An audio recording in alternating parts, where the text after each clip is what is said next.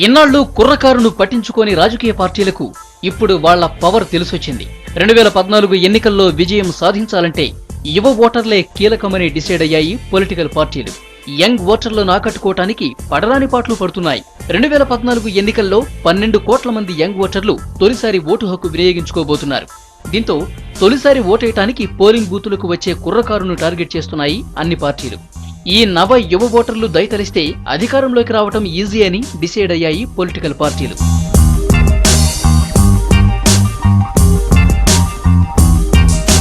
Youth power తెలిసి రావడంతో వాళ్లను అట్రాక్ట్ చేయడానికి కొత్త ప్లాన్స్ వేస్తున్నాయి పొలిటికల్ పార్టీలు. ఎన్నికల మేనిఫెస్టోల్లో యువత కోసం ప్రత్యేకంగా పథకాలు ప్రవేశపెడుతున్నాయి.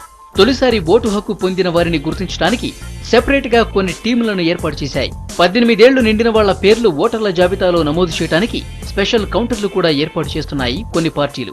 సోషల్ నెట్వర్క్ ను దీనికి ఉపయోగించుకుంటున్నాయి.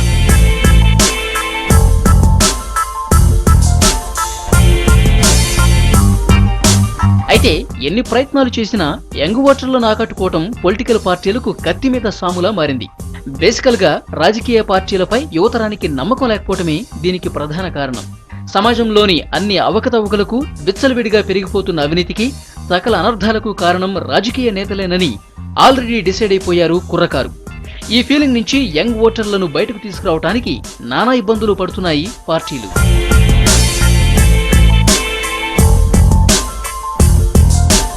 యూత్ ఇప్పుడు కేవలం చదువులకే పరిమితం కావటం లేదు.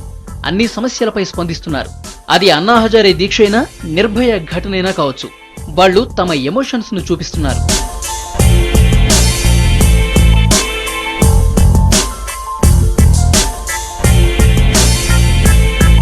రాజకీయాలపై యంగ్ ఓటర్లకు కొన్ని ఫిక్స్డ్ అభిప్రాయాలున్నాయి. యూత్ దృష్టిలో పాలిటిక్స్ అంటే డబ్బులు సంపాదించడం కాదు, 10 మందికి మంచి చేయటం, జనం కోసం బతకటం. యువత ఫస్ట్ ప్రయారిటీ అవినీతి లేని భారతం.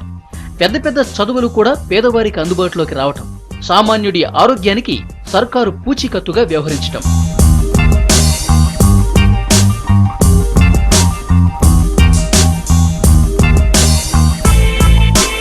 అయితే ఇప్పుడున్న రాజకీయ వ్యవస్థలో ఇవన్నీ ఎంతవరకు సాధ్యమన్నది సమాధానం లేని ప్రశ్నే.